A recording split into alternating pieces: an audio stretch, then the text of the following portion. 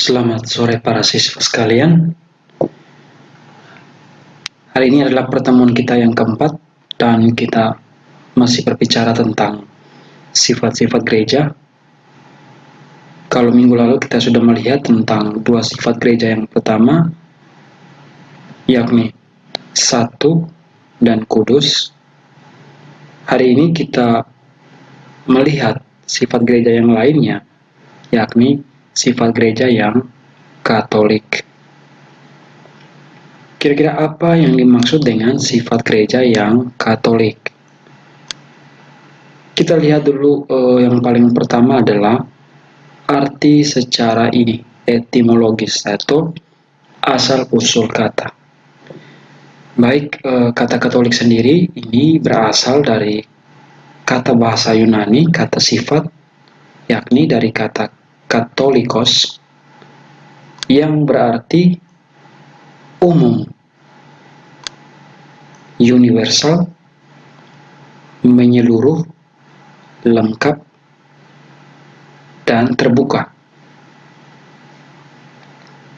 Universal artinya menyangkut, universe artinya alam semesta. Jadi di sini disebut Katolik artinya menyangkut seluruh dunia. Oke? Dengan demikian, secara etimologis kita dapat mengatakan bahwa kata Katolik berarti ini, gereja yang berkembang di seluruh dunia.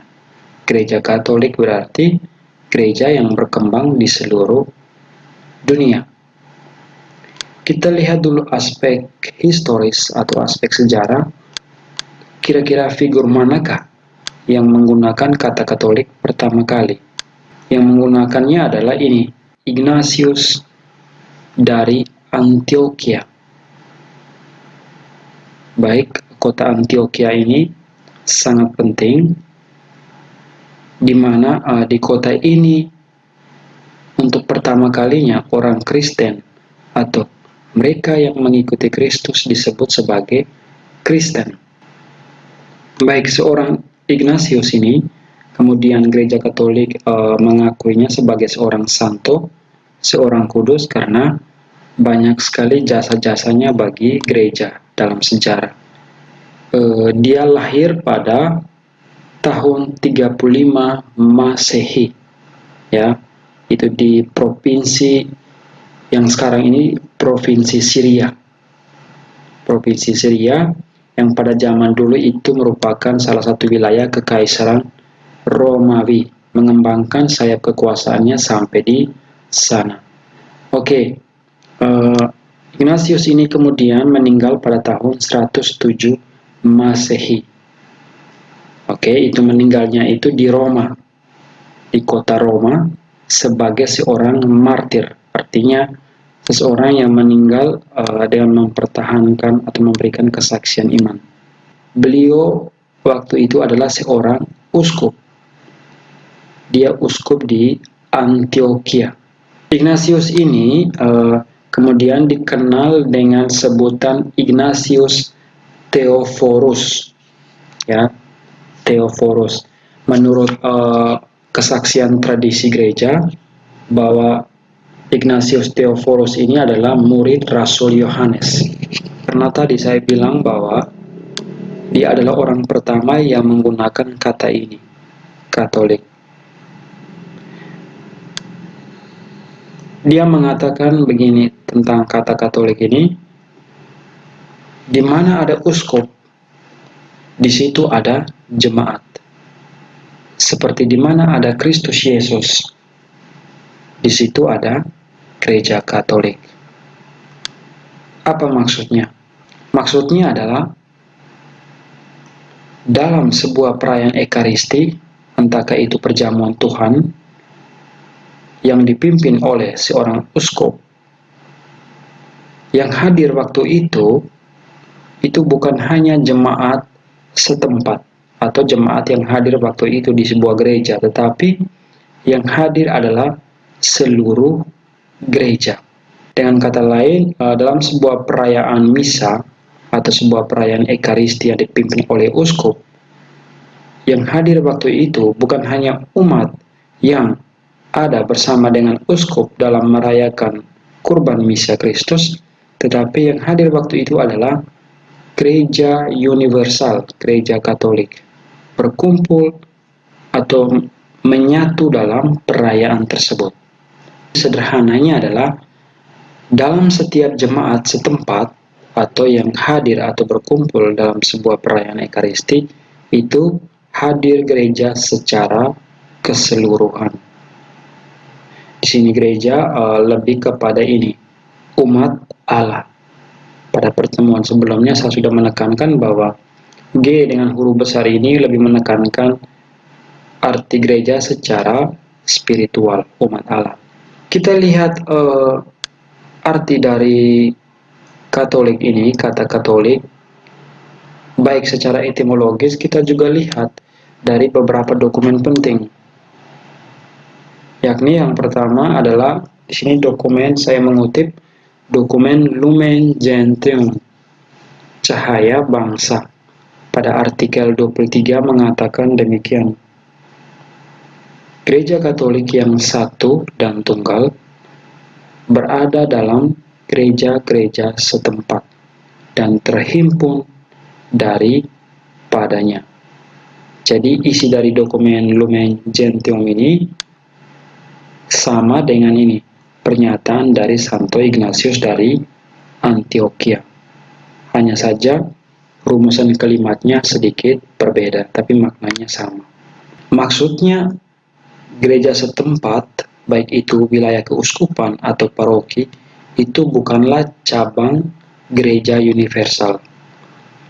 Saya ambil contoh misalnya, dalam konteks Katolik itu ada gereja di Vatikan Roma, di mana pemimpin tertinggi gereja Katolik itu Paus tinggal di sana, dan juga ada gereja Katolik yang ada di Indonesia.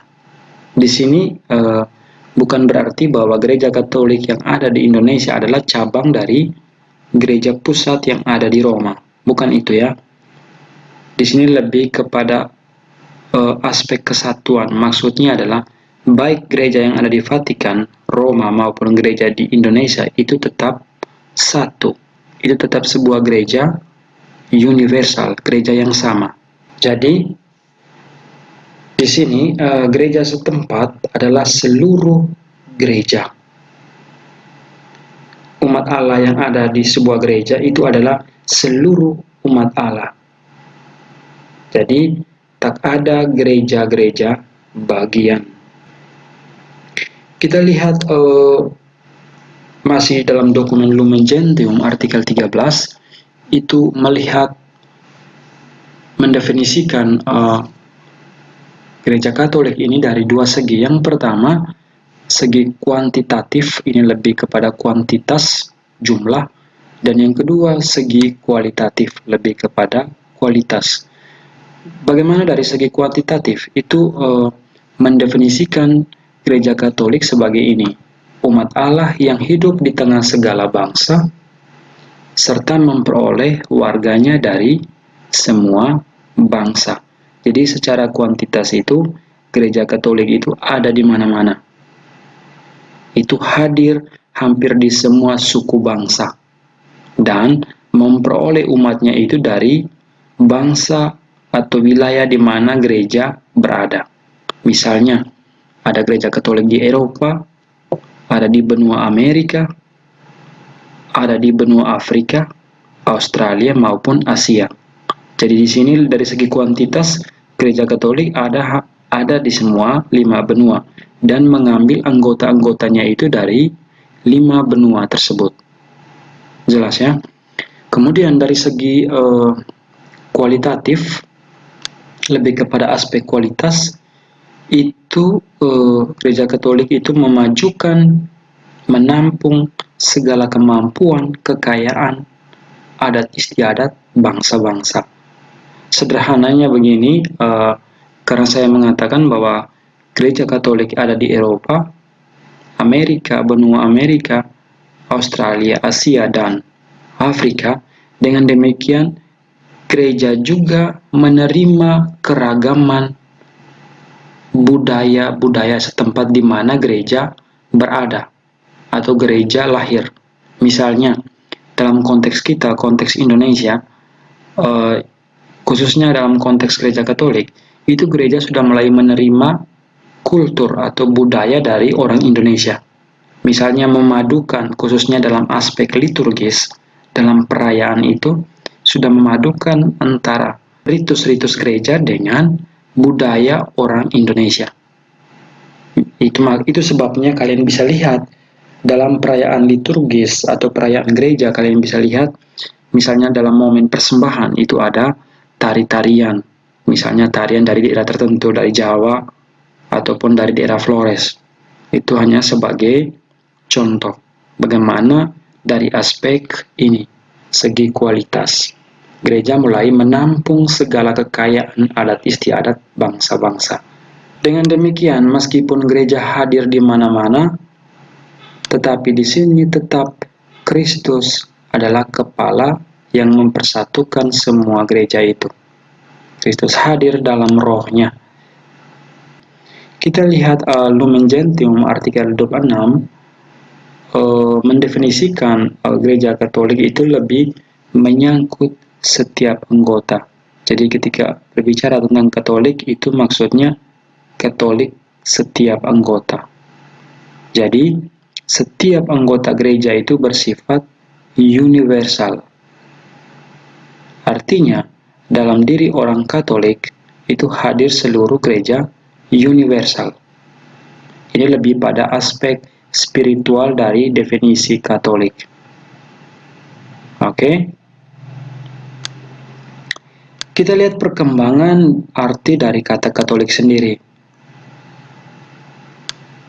Oke, Katolik lebih menyangkut pada ini. Gereja yang mengajarkan secara menyeluruh dan lengkap ajaran iman kepada semua orang. Karena di atas pada arti etimologis kita sudah lihat bahwa ini Katolikos berarti umum, universal, menyeluruh, lengkap, terbuka. Maka dengan demikian maknanya yang pertama itu lebih pada aspek ini ya, gereja yang mengajarkan secara menyeluruh dan lengkap ajaran iman kepada semua orang. Atau dengan kata lain, terbuka. Kita lihat dalam konteks sejarah atau konteks reformasi gereja, zaman reformasi ini zaman sangat penting karena gereja mulai terpecah-pecah ya, memisahkan diri satu sama lain. Itu dimulai dengan salah satu figur yang sangat penting yakni Martin Luther. Dia merupakan bapak reformasi yang memberikan reform ya. Itu sebabnya gereja yang didirikan oleh Martin Luther dinamakan Protestan ya, dari kata protestare artinya memprotes. Karena waktu itu para siswa sekalian, situasi gereja lagi dalam abad kegelapan. Banyak para pejabat gereja, para petinggi gereja, para hierarki yang salah menggunakan kekuasaan. Itu banyak praktik-praktik dalam gereja hanya untuk hal-hal yang bersifat duniawi. Pada zaman reformasi, kata Katolik lebih berarti ini, gereja yang tersebar kemana-mana. Dan ini gereja demikian itu dibedakan dari gereja Protestan yang waktu itu cuma terbatas pada wilayah Eropa tertentu. Ya, di wilayah Eropa itu gereja Protestan itu lebih ke wilayah Eropa Barat. Ya, itu lebih pada wilayah seperti Jerman, Swiss, itu lebih pada wilayah Eropa Barat, lebih kepada ini, Protestan. Dan di zaman reformasi secara historis, ketika mendengar kata Katolik, itu lebih mengaitkan sekelompok umat Kristen yang mengakui Paus sebagai pemimpin gereja universal, pemimpin tertinggi. Oke, jadi ketika reformasi ini dibuat oleh Martin Luther, mulailah muncul batas-batas. Gereja mulai mendefinisikan diri. Oh, ini gereja Kristen Katolik Roma, oh ini gereja Protestan. Mulai memisahkan diri satu sama lain, mulai terpecah-pecah. Dengan demikian, kita dapat menyimpulkan bahwa dari semua pengertian etimologis di atas, kita dapat menyimpulkan bahwa kekatolikan gereja tampak dalam yang pertama, itu gereja yang merangkum segenap umat manusia, beserta dengan segala harta kekayaannya, adat istiadat, dan sebagainya, yang sudah kita lihat tadi. Itu makna yang pertama dari kekatolikan.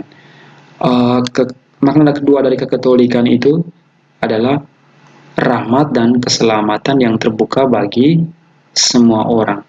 Jadi di sini Katolik berarti universal. Itu baik, itu juga dalam aspek rahmat dan keselamatan terbuka bagi semua orang yang mau menerima Kristus. Yang ketiga, Katolik juga berarti iman dan ajaran yang dapat dihayati oleh siapapun.